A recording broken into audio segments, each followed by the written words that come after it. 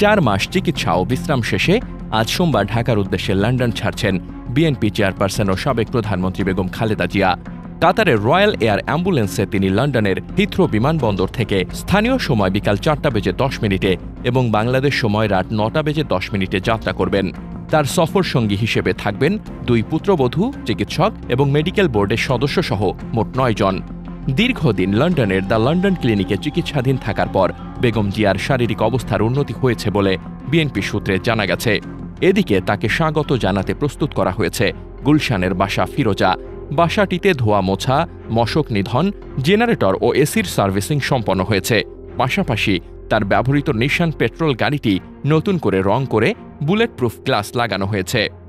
বেগম জিয়ার সঙ্গে দেশে ফিরছেন তার বড় পুত্রবধূ ডাক্তার জুবাইদা রহমান, যিনি দীর্ঘ 17 বছর পর বাংলাদেশে পা রাখতে চলেছেন।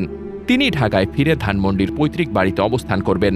তার নিরাপত্তা নিশ্চিত করতে পুলিশের মহাপরিদর্শকের কাছে আবেদন করেছে বিএনপি। আগামীকাল মঙ্গলবার সকালে ঢাকায় পৌঁছানোর পর বিমানবন্দর থেকে বাসায় ফেরার পথে বেগম জিয়াকে স্বাগত জানাতে রাজধানীর বিভিন্ন সড়কে শৃঙ্খলভাবে অবস্থান নিতে দলীয় নেতাকর্মীদের নির্দেশ দিয়েছেন বিএনপির মহাসচিব মির্জা ফখরুল ইসলাম আলমগীর। তার নিরাপত্তা নিশ্চিত করতে ইতোমধ্যে আইনশৃঙ্খলা বাহিনীর সঙ্গে বৈঠক করেছেন বিএনপির শীর্ষ নেতারা।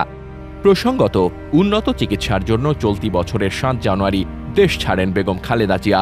8 জানুয়ারি যুক্তরাজ্যে পৌঁছানোর পর হিথ্রো বিমানবন্দরে তাকে স্বাগত জানান বড় ছেলে তারেক রহমান ও পরিবারের সদস্যরা। সেখান থেকে সরাসরি দ্য লন্ডন ক্লিনিকে ভর্তি হন তিনি। প্রায় 17 দিন হাসপাতালে থাকার পর ছেলের বাসায় উঠে চিকিৎসা চালিয়ে যান দেশের সাবেক এই প্রধানমন্ত্রী।